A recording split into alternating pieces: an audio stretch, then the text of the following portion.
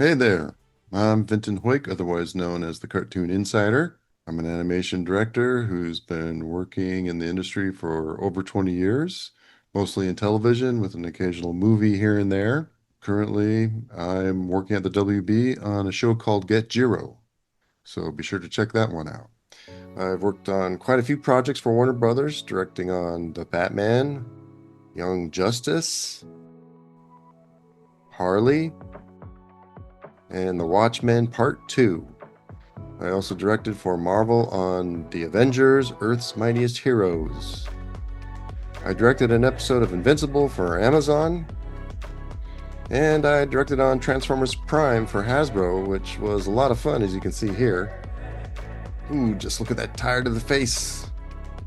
That part wasn't in the script, by the way. Just a fun bit we added. This was still technically a kid's show, so we had to be careful with the level of violence, but we really did push that envelope. There were still plenty of limitations driven by things like budget, and you'll notice that the topography, for instance, doesn't break up like real ground should when Megatron slides back. But despite any limitations, this show was a blast and one of my favorites.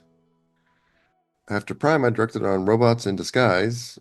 More recently, I directed for Nickelodeon on Transformers Earthspark, and that's what we'll be getting into here. How, you might ask, do we get from the script to the storyboards and finally to the finished animation?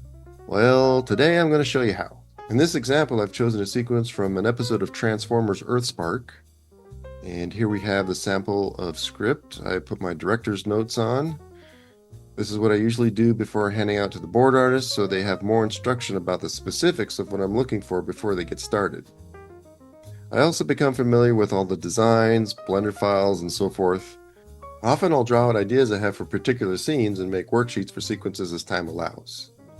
From there, I wait for them to turn in their thumbnails or roughs. I put notes and redraws over those roughs, and they apply those notes before turning in their cleans. Once any further notes from myself and the producers have been applied, that gets sent off to the animation studio along with any other production stuff, and that would include things like designs, color scripts, and in this case, an extensive director's letter written by myself that gives them further instruction on how to interpret the board. And long story short, we get this.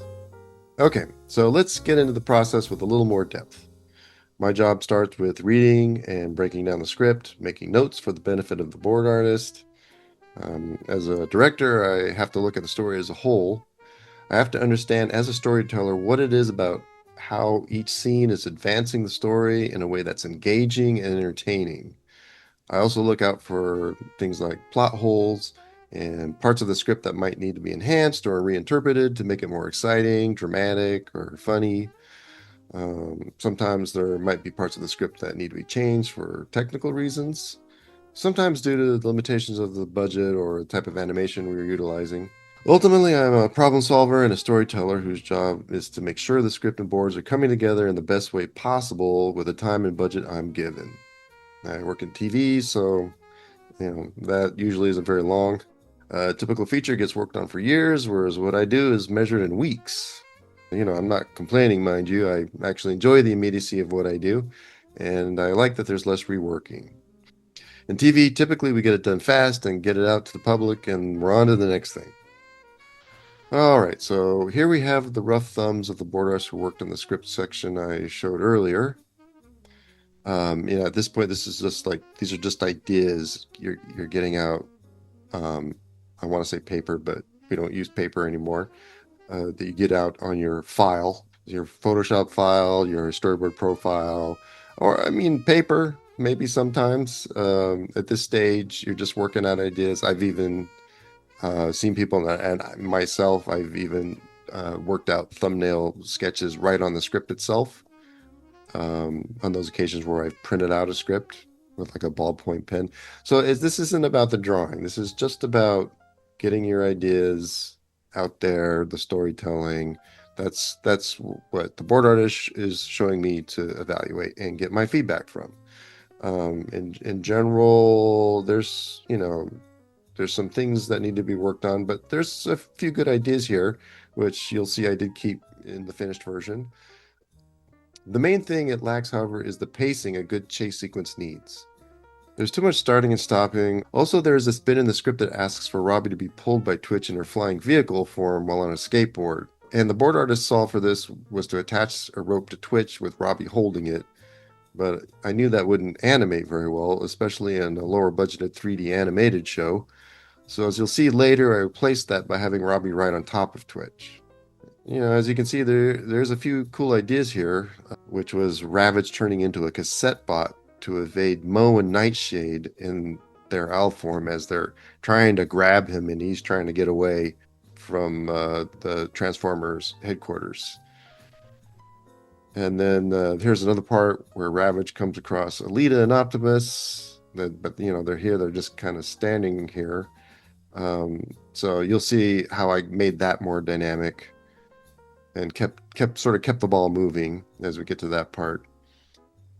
And here's the part near the end here I did like, which was Ravage having to leap over B as he slides in front of him in his car form to get away. Intruder alert! Okay, so here you can see what the clean board looks like. As we go here, we'll transition to early unrendered footage so you can see how it progresses.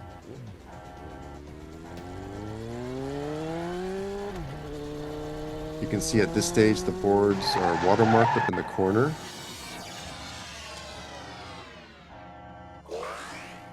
This particular scene here actually got cut by the producers. This would have been after I was done.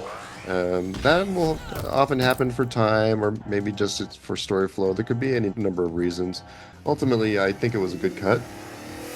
And then here at the end, you can see the final animation and the result of all the hard work of all the pre-production crew, which includes the design artists, producers, directors, and of course the board artists, all combining with the talents of the animation studio. It really does take a village. It's just many parts all kind of coming together, and it's kind of amazing that it comes together as well as it does and as often as it does, but somehow it does. What does she want? And so there you have it, folks. I thought it'd be fun to see a day in the life of an animation director with yours truly. I'll be creating more process videos like this for my channel, for those of you who are interested in that sort of thing. And for those of you who are thinking about getting into the field of animation, I will be teaching a class, and the exact dates of that have not been set yet, but I am working on something which I will make available soon, so stay tuned for that. All right, folks, till next time.